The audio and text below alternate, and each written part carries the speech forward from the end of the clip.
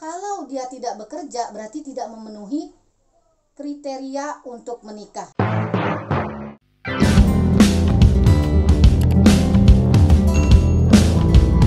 Assalamualaikum warahmatullahi wabarakatuh.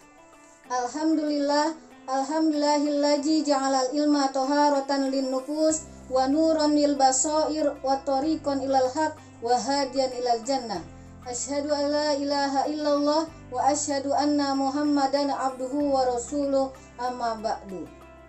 Pertama, marilah kita panjatkan puji syukurillah kita kehadirat Allah Subhanahu wa taala dengan mengucapkan alhamdulillahirabbil alamin. Segala puji bagi Allah Tuhan semesta alam yang telah memberikan kita nikmat iman, nikmat Islam serta nikmat sehat walafiat. Salawat serta salam tak lupa kita sampaikan kehariban junjungan Nabi besar Muhammad sallallahu alaihi wasallam dengan sama-sama kita mengucapkan Allahumma sholli ala sayyidina Muhammad. Apa kabar anak-anakku? Semoga kalian semua dalam keadaan sehat walafiat. Materi kita pada pagi hari ini yaitu mengenai pernikahan. Sebelum kita memulai pelajaran ini, marilah sama-sama kita mengucapkan Bismillahirrahmanirrahim. Lalu kita lanjutkan dengan membaca surat An-Nahl ayat 72. Mari sama-sama kita membacanya. A'udzu billahi minasyaitonir rajim.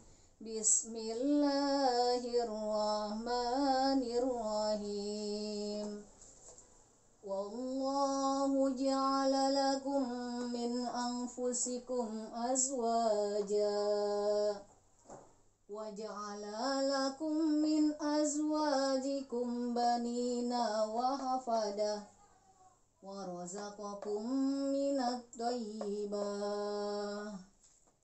Afabil batili yu'minuna wa bi ni'matillahi hum yukfarun.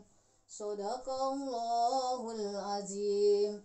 Di mana ayat ini yaitu menjelaskan mengenai dan Allah yang menjadikan untuk kamu sekalian dari pasangan dari jenis kamu sendiri, wa ja'ala lakum dan menjadikan kepada kamu sekalian min azwajikum dari pasangan kamu banina anak-anak wa hafadah dan cucu wa razaqakum minat thayyibah dan Allah Subhanahu wa taala memberikan rezeki yang baik-baik untuk kalian semua.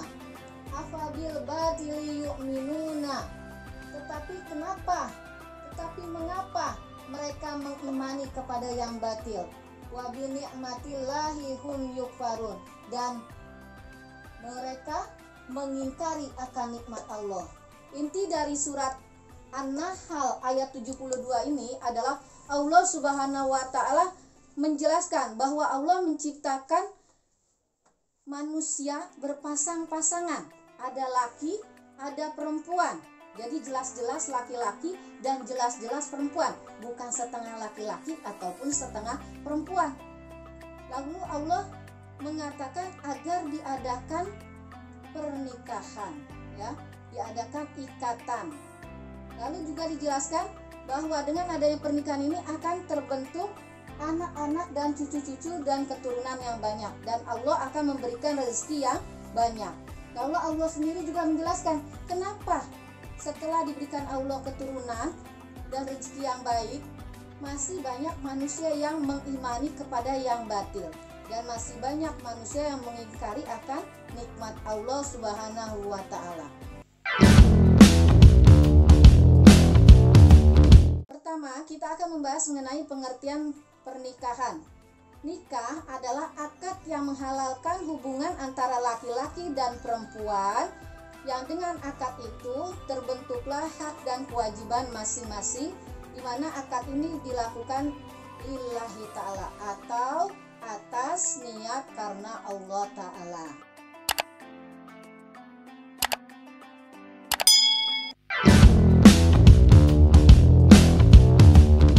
Mengenai pernikahan ini hukumnya ada 5. Yang pertama yaitu jaiz atau mubah, artinya boleh.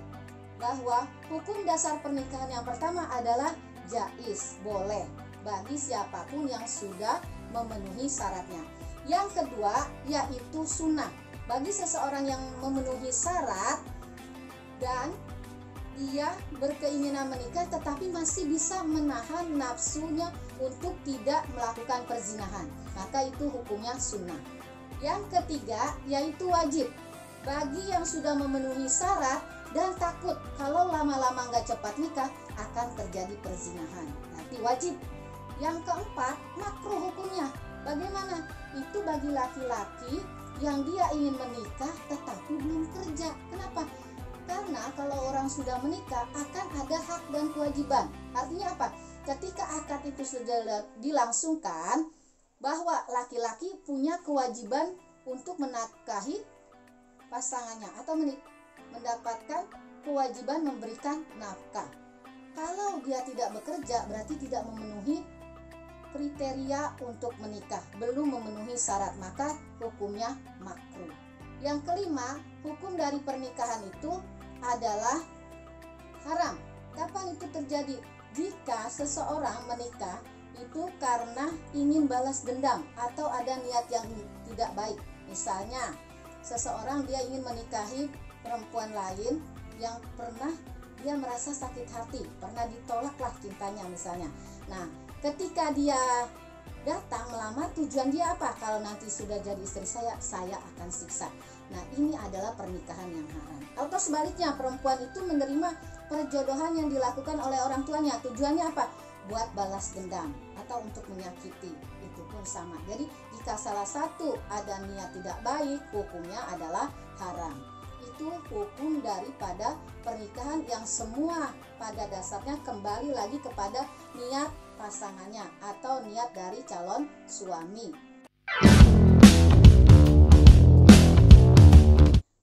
Lalu yang selanjutnya yaitu mengenai tujuan pernikahan. Tujuan pernikahan yang pertama adalah untuk membentengi seseorang memiliki akhlak yang lurus. Kenapa? Karena dengan seseorang menikah, maka pandangan dia akan terbatas. Artinya apa?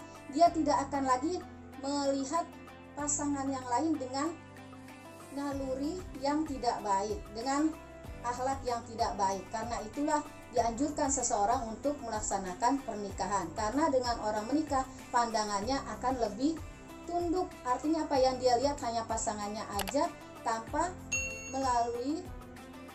adanya rasa birahi yang berlebihan atau mengikuti hawa nafsu saja.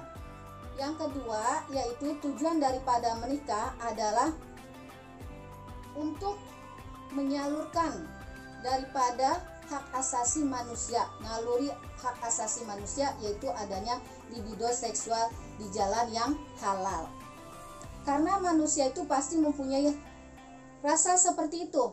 Dan untuk membedakan manusia dengan binatang diadakanlah pernikahan, yaitu adanya akad yang menghalalkan antara laki-laki dengan perempuan yang bukan mahramnya. Yang ketiga yaitu untuk membentuk keluarga yang islami, bahwa hanya dengan menikah keturunan-keturunan atau manusia ini akan terbentuk dengan keturunan yang jelas, bahwa ada dasarnya, mereka memiliki anak dan keturunan itu ada akadnya, bukan seperti binatang yang hanya menyalurkannya tanpa melalui akad. Selanjutnya yaitu tujuannya adalah agar memiliki anak-anak yang soleh dan solihah. Karena hanya dengan menikahlah seseorang bisa mendapatkan keturunan yang soleh dan solihah. Selanjutnya yaitu mengenai rukun nikah. Rukun nikah ada 4. Pertama ada calon suami dan ada calon istri, di mana kedua-duanya ini adalah orang Islam. Tidak boleh salah satunya bukan agama Islam, karena itu tidak disyariatkan dalam agama kita. Wajib kedua-duanya beragama Islam. Dan kedua-duanya jelas jenis kelaminnya, laki dan perempuan. Tidak laki dengan laki, tidak perempuan dengan perempuan, ya, laki-laki dengan perempuan yang Islam, sama-sama Islam. Yang kedua itu adalah adanya wali, Bagi calon mempelai perempuan wajib membawa wali, yaitu bapaknya atau kakeknya atau abangnya yang akan menikahkannya. Jika masih ada bapaknya, wajib bapaknya. Kalau mempelai laki-laki tidak usah membawa wali, tidak apa-apa, tetap sah. Jadi kalau perempuan gak bawa wali, hukum pernikahannya itu batil, ya. Yang ketiga yaitu adanya saksi. 2 orang laki-laki wajib saksi, dan dia laki-lakinya itu yang sudah mengerti tujuan pernikahan, bukan yang masih anak-anak, tapi yang sudah mengerti tujuan daripada pernikahan. Yang keempat yaitu adanya sigot atau akad, yaitu penyerahan dari orang tua mempelai atau wali dari perempuan kepada calon mempelai laki-laki, ya kan? Misalnya saya nikahkan putri saya Fulan bin Fulan dengan mas kawin sekian. Lalu ada penerimaan dari mempelai laki-laki. Saya terima nikahnya Fulan bin Fulan dengan mas kawin sekian. Jadi rukun dalam pernikahan itu ada 4 yang kesemuanya wajib dilakukan. Jadi inti daripada pernikahan ini adalah untuk membentuk keluarga yang sakinah, mawadah, warohmah. Semoga kalian semua bisa nanti menjalankan sunnah Rasul ini sehingga kalian akan memiliki keturunan yang soleh dan soleha. Demikian yang dapat Ibu sampaikan, semoga bermanfaat. Terima kasih. Wabillahi taufiq wal hidayah. Wassalamualaikum warahmatullahi wabarakatuh.